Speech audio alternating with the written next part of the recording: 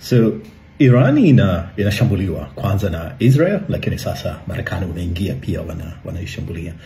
Sasa wengi wamekuwa wakiuliza kwa nini Urusi haijaingia na kuisaidia Iran. Urusi ilifanya hivyo wakati Bashar wa Syria alipokuwa matatani. Urusi iliingia ikamsaidia. Kwa nini haijafanya hivyo sasa kwa Iran? Kuna sababu kadhaa.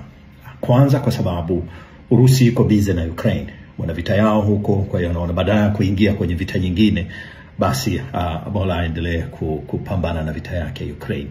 Lakini cha pili ni kwamba vita hii inayoendelea inainufaisha Urusi. Kwa sababu ya vita hii, bei ya mafuta imepanda. Urusi kama mmoja wa wazalishaji wakubwa wa mafuta ananufaika bei inapopanda.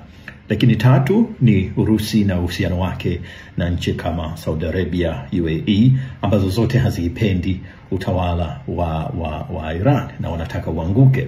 Kwa hivyo ni wazi sasa kwamba Urusi inathamini zaidi uhusiano wake na hizi nchi zingine, na inaona badala ya kujeopardize, kupoteza huo, kujiingiza katika vita ya Iran, kuisaidia Iran, ni bora ikae pembeni tu iangalie mambo yanavyokwenda. Lakini kingine ni kwamba Urusi sasa inaonekana inataka kujiposition kama mpatanishi.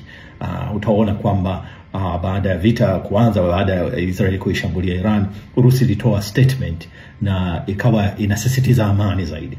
Katika wakati ambapo Urusi ina hamu ya kurudi katika jumuiya ya Umoja wa Kimataifa au jumuiya ya kimataifa, wanaona bora wakae pembeni ili kwamba atakapoanza kutafutwa msuluhishi kati ya hawa watatu, Iran, Israel na Marekani, basi Urusi uwepo karibu hapo, kwa sababu sasa Urusi inazungumza na Marekani, lakini pia Urusi ndio nchi pekee nje ambayo iko nje ya Middle East, lakini pia haipo katika Ulaya na wapi, ambayo ina mazungumzo ya moja kwa moja na Iran. Kwa hivyo anapotafutwa mpatanishi, basi Urusi ni nchi pekee ambayo itakuwa na credibility hiyo ya wao kukaa katikati na kujaribu kupatanisha pande zote hizi.